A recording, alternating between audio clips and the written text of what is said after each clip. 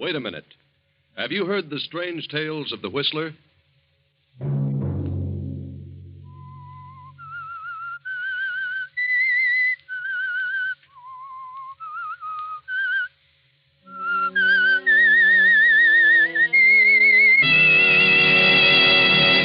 I'm the Whistler.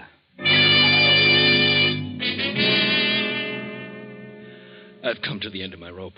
I've tried my best for 20 years to please Agatha. I gave up my painting and tried business after business and failed in every venture. Now I can't go on any longer. I'm through.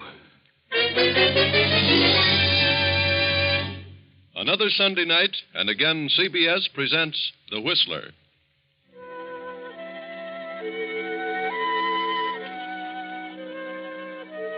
I, the Whistler, know many things, for I walk by night.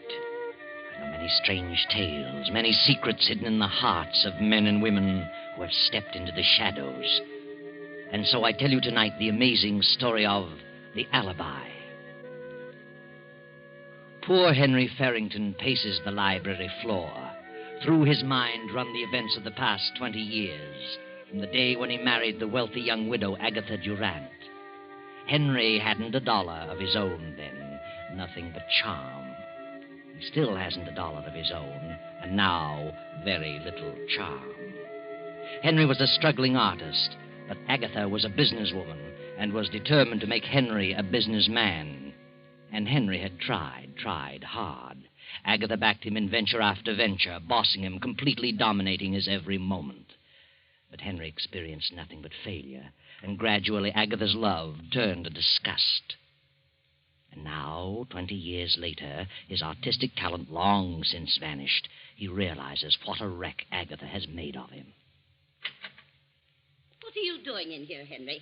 Morning, Agatha. I said, what are you doing? Why, I'm just thinking. That's what I thought. What are you doing with the lights on in the daytime? Why, it's cloudy this morning. A bit dull in here. You don't need lights to think. Turn them out. Yes, Agatha. Are you going to do nothing but mope around again today? What do you want me to do? Do you know what day this is? Why, no. What day is it? Perhaps I've forgotten. You'd forget your head if it weren't tied down. It's the 1st of the month.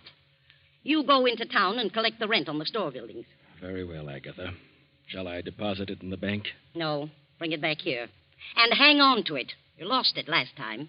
Or so you said. I did lose it. You need a nursemaid to follow your every move. You've done a pretty good job of it. Did you order the garden hose yesterday? No, I forgot it. I had a lot on my mind. Yeah? What's bothering you now? Well, I've got a chance to get in on a pretty good deal. I need some money. What kind of a deal? Well, it's an oil lease deal. Who with? Why, Joe Hammond. A 50-50 proposition. Joe Hammond? You know better than to talk to me about Joe Hammond. He's done pretty well. Yes, for himself. Double-crossed everybody he ever came in contact with. He's a good lawyer. You mean he was? Good thing I caught up with him and had him disbarred. He'd have stolen every dime I have. It only takes $2,000. $2,000? Add up all the thousands I've given you to put over business deals, and you'd have a fortune. You haven't an ounce of business sense in your whole body. I never said I had. That was your idea. You started me on my business career, and you can take the consequences. What do you mean by that? I'm going in on that deal. I need $2,000. And one way or another, I'm going to get it. I wish I knew what you mean. You'll know later. Where are you going? Into town to collect the rents. You better bring it back with you. I will, Agatha. I'll bring the rent and... And what? And the hose. Of course. Good morning, Agatha. Threatening me. Well, I'll soon fix him. Agatha stands staring after him. Terrible thoughts race through her mind. Thoughts of fear, disgust, hatred, money, death, revenge. Her head begins to whirl. She can scarcely breathe. Her eyes bulge in terror, and she clutches at her heart, her throat. Higgins! Higgins!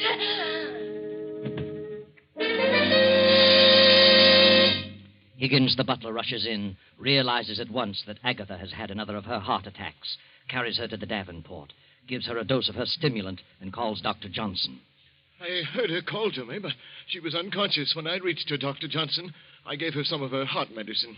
And I don't remember her having one of these attacks for several months, Higgins. She's had one a week for the last 4 or 5 weeks, Doctor. Oh, dear. Well, she'll pull out of it in a few minutes. Her heart's in a terrible condition. She's been under some extreme emotional strain. Oh, yes. She's coming round now. Morning, Agatha. Oh, what are you doing here? Well, you haven't been eating enough apples. Who sent for you? What's happened? Why, well, ma'am, you had another attack. I called Dr. Johnson. Attack? Nonsense. No, it isn't nonsense, Agatha. You've had one of the worst attacks you've ever had. No. Believe me, if you don't drop all this business worry and control your temper, well, you won't have many more. Oh, bosh. Tell me, what brought this on, Agatha? Some deal turn out badly? Lose little money someplace? No, I didn't. Oh, all right, Agatha. But I'm warning you, you'd better slow down, forget business, and control that temper. Do you realize what your blood pressure is? No, and I don't care. Oh, dear. Henry must have pulled a dilly. Who said anything about Henry? No. Take it easy, Agatha. You know you're your own worst enemy. Well, I'll be running along. Good. Plenty of rest and quiet, and no temper. Goodbye, Agatha. Goodbye.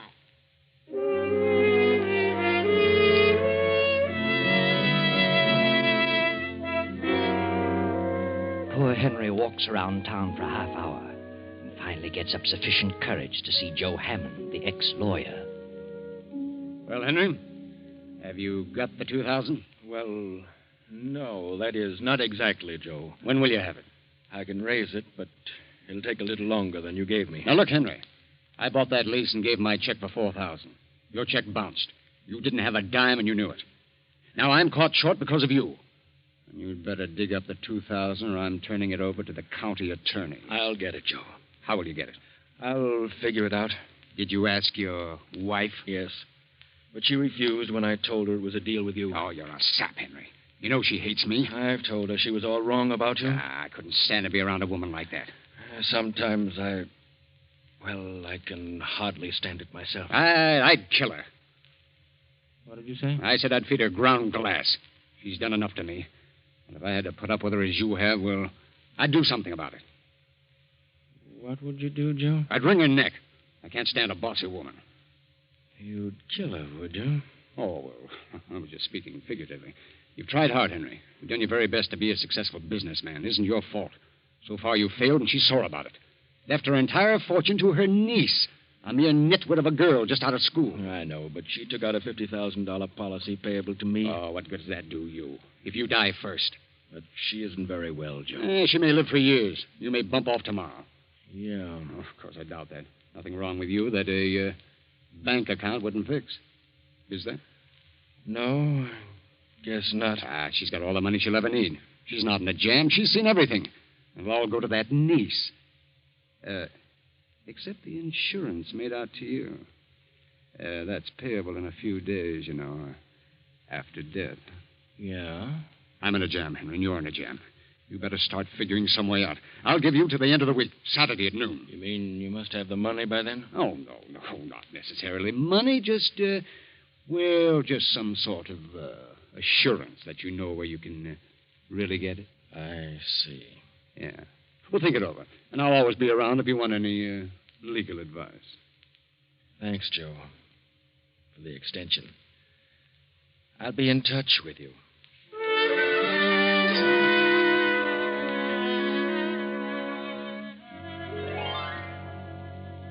Agatha is in her room now, sleeping.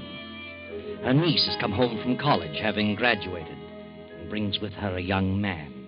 The two young people are waiting for the aunt to wake up. Believe me, Janet, this is certainly a swell place. I had no idea it was like this. I thought you'd like it, Grant. I've never lived in a house with more than 6 rooms. This place must have at least 15. More than that, darling. Mm-hmm.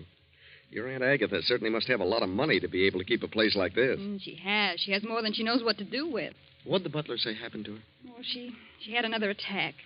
It's her heart. She has a terrible temper and pays no attention to the doctor's warnings about getting excited. According to Higgins, the doctor said he doubted if she could stand another like the one today. Must be in pretty bad shape. Do you think she'll like me, Janet? Why shouldn't she? I do. Oh, I warn you, she's a sour face and grouchy. But don't let her upset you. She'll get used to you. I love you very much, Grant. That's all that really matters. I love you, Janet. More than anything in the world. Your aunt will see you now, Miss Janet. Thanks. Come along, Grant. All right. You wait outside the door. I want to talk to her first. I'll try to get her in a good humor. Boy, this is a tense moment. I feel like I'm going before a judge.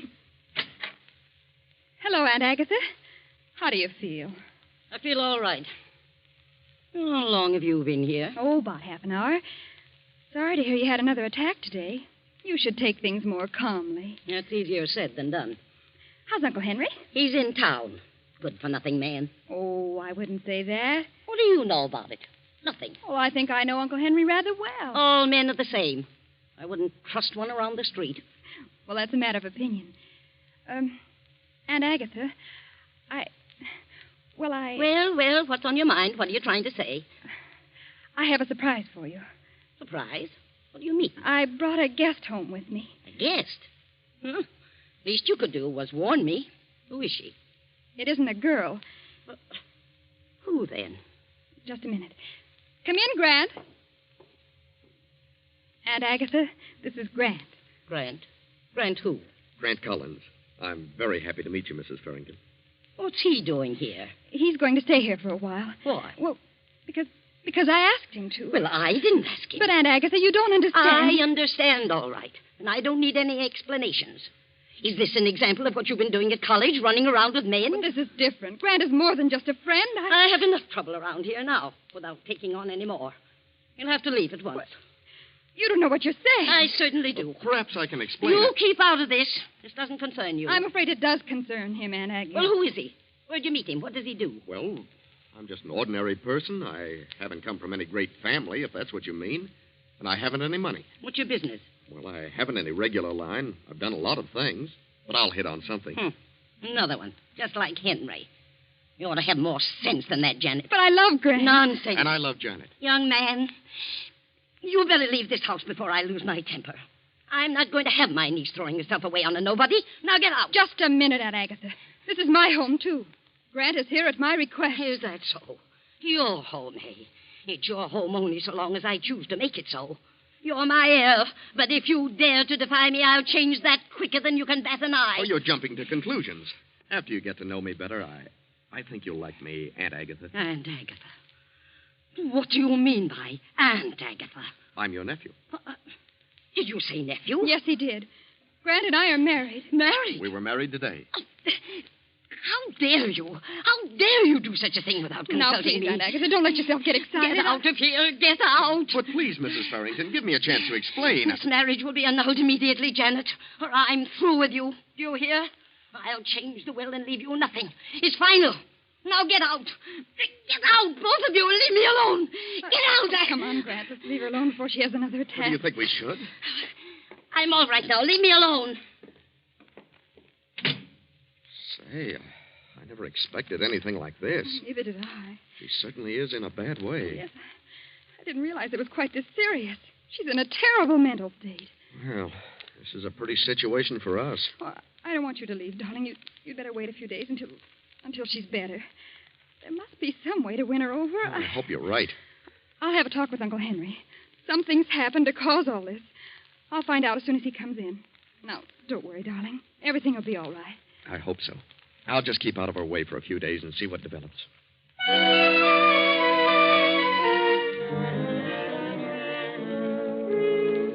Now, long after dinner, Uncle Henry sits alone in the library, deeply lost in thought. On the desk before him is a small calibered revolver.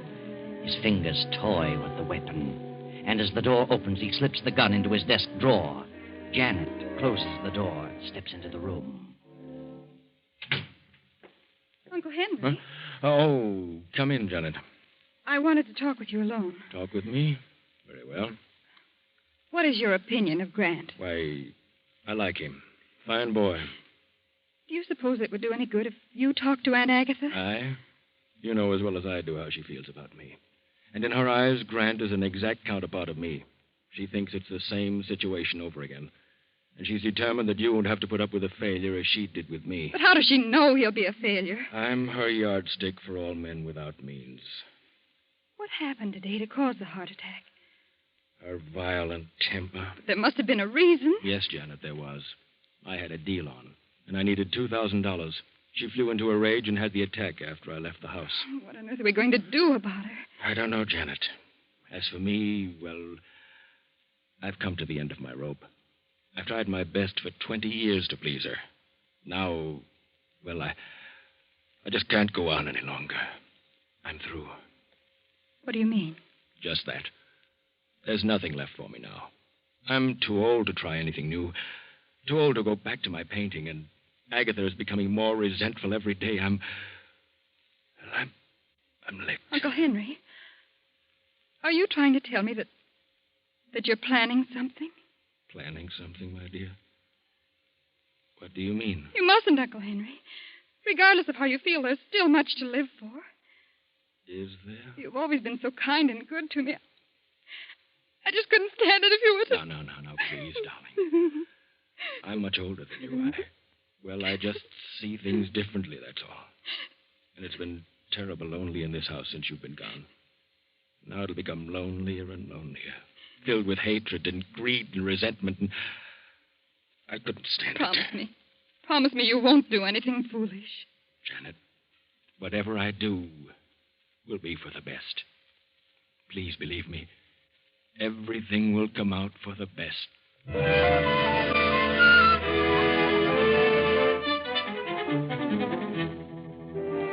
Around 12 o'clock that night, Janet, Grant, and Henry go to their rooms, and the big house settles down to sleep.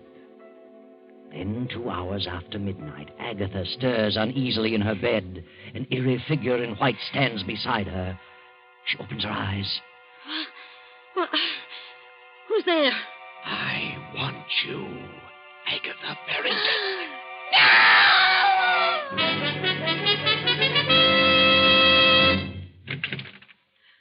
Aunt Agatha! Good heavens. Grant, Uncle Henry, hurry! What's happened? I heard a scream. Janet, what was it? There's the medicine. Give her a dose. I'll rub her wrists. Oh, she's as cold as ice. What on earth could have happened? A nightmare?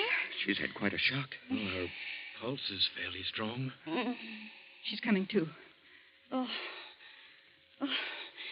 What happened? Well, you screamed. You had fainted when we got here. Yes. There was someone in this room. I saw it. Saw what? I don't know what it was. It was a figure in white. Auntie, you must have had a nightmare. Maybe so. It could have been a nightmare, but it seemed so real. Look. The window to the balcony is open. Did you open it, Aunt Agatha? No, I never keep it open. Look outside, Grant. You mean it might have been a burglar? My diamonds. It could have been a burglar. And your scream frightened him away. Look in the box in the drawer. I did. They're all here. Not a sign of anyone outside. Do you feel better now? What's happened, ma'am? Anything wrong? No, Higgins, nothing's wrong. Go back to bed, all of you. I'll be all right. And lock that balcony window.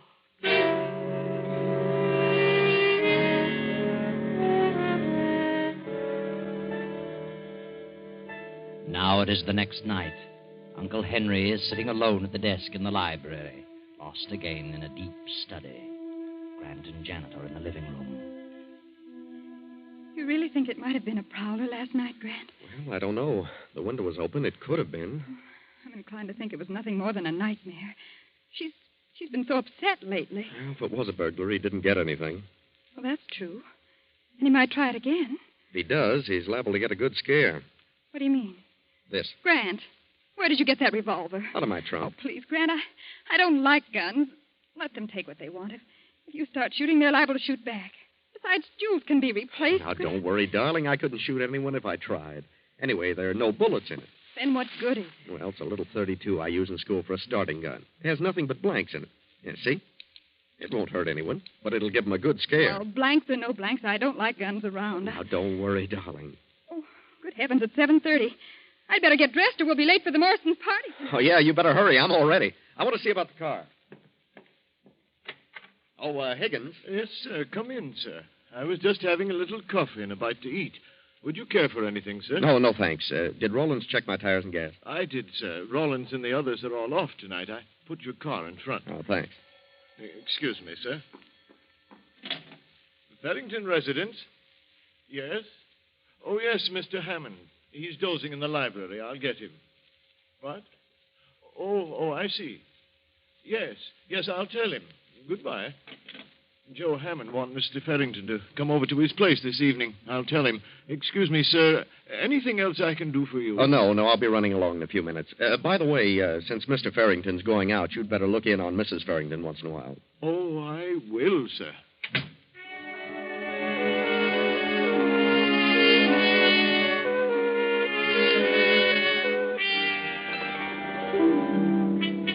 So Grant and Janet drive to the Morrisons' estate to attend the charity lawn party. And Henry goes to talk things over with Joe Hammond, the ex-lawyer who holds Henry's bad check. Then, toward midnight, the lawn party breaks up and Grant and Janet return home. Well, that was a wonderful party, Grant. I never saw so many people. Friends I haven't seen for 4 years.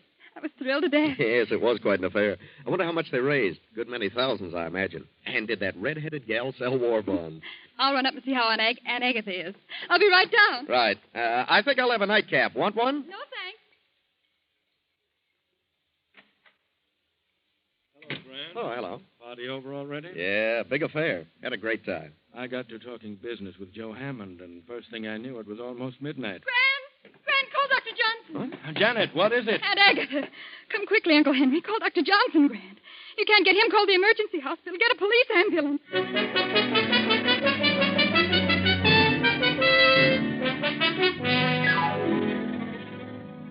I'm still trying to get Dr. Johnson, Janet. Never mind, Grant. Police surgeon says we won't need Dr. Johnson. Did he pull her out of the attack? No. He couldn't do a thing for her. She was dead when they got here.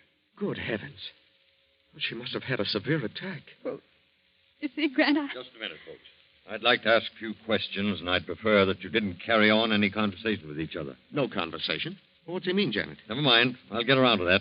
Take all their fingerprints, Davis, while I'm talking. Yeah, Captain. Yep. I demand an explanation. What do you mean, fingerprints? How long have you known Janet Farrington? Oh, about 6 weeks. Where did you meet her? At a dance, a party. Did you know all about her? Who she was, her family? Certainly. What do you know about him? well, I just knew I loved him, and that was enough. I take it your financial condition is not so good, Grant. Well, no, I haven't any money, but what's that to do with it? Did Agatha Farrington object to your marriage? Yes, she did. She threatened to change her will unless we had the marriage annulled, but Did you care whether that happened, Grant? Well, certainly. I didn't want Janet to lose her inheritance. What are you getting at? Grant had nothing to do with it, I tell you. I know what you're inferring, and it's ridiculous. Grant didn't marry me for my money. What's this about prowlers around the house? Well, we aren't sure there were prowlers. Agatha claimed someone was in her room last night. The window was wide open, but we aren't sure about it. It was a nightmare. Well, she did keep some jewelry in her room, and from the looks of the room, someone certainly went through it thoroughly. Who knew about where she kept the jewelry? Why, all three of us knew. And Higgins, the butler, knew about it. Where's Higgins? Why, I never thought of that. Probably in his room. I'll look.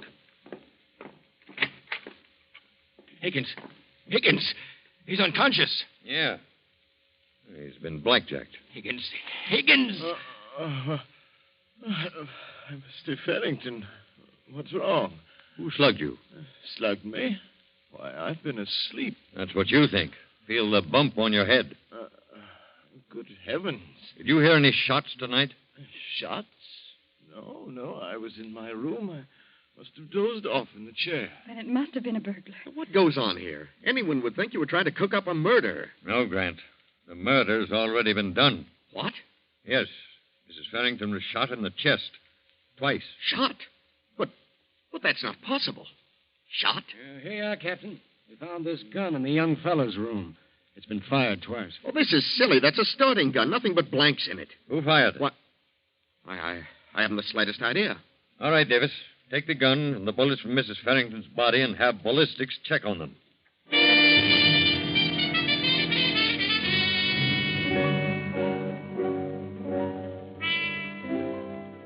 Well, young fellow, according to the ballistics test, the bullets that killed her were fired from your gun. But it isn't possible, I tell you. My gun had nothing but blanks. And there were no fingerprints but yours.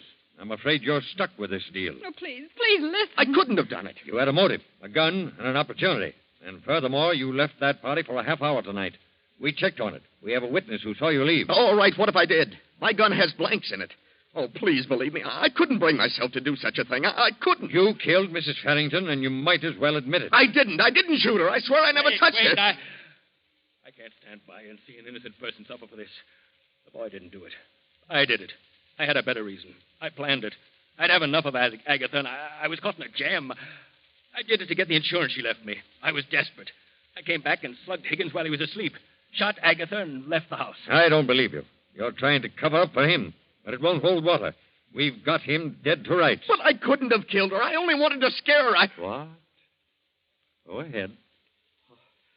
Nothing. Then you did come back here. Spill it. Well, all right, I did come back. Grant, what are you saying? I had the gun, but there were nothing but blanks in it. I doped Higgins' coffee before I left the house. I came back and went to her room. I fired the blanks. Why?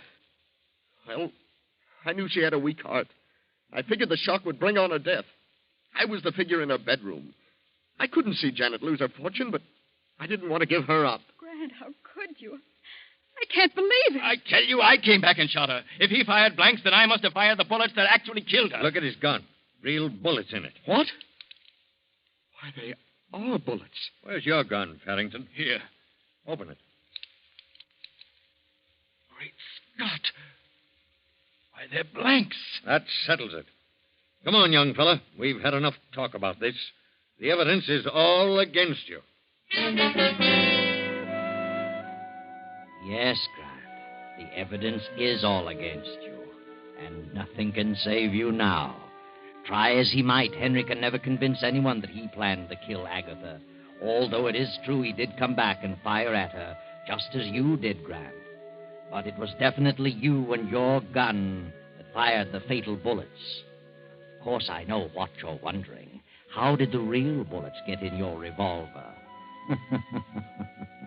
You know, don't you, Janet? Tell us what happened. I saw Uncle Henry put a revolver in his desk as I stepped into the library that night. I was afraid he was going to kill himself. When Grant showed me his gun with the blanks, I switched the shells in their guns to keep Uncle from committing suicide. You see, I never dreamed that Grant had a plan afoot to cause my aunt's death by mental murder. There you are. Another tale of greed and revenge and hatred, all unraveled as neatly as you please.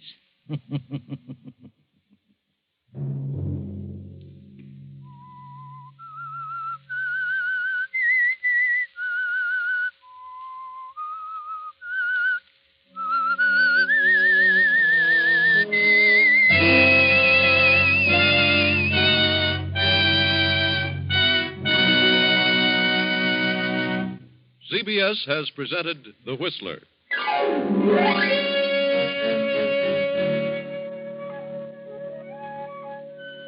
Original music for this production was composed and conducted by Wilbur Hatch.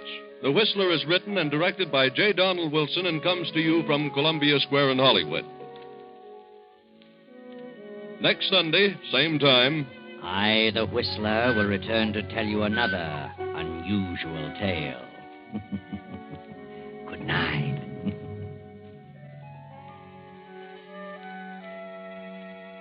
This is the Columbia Broadcasting System.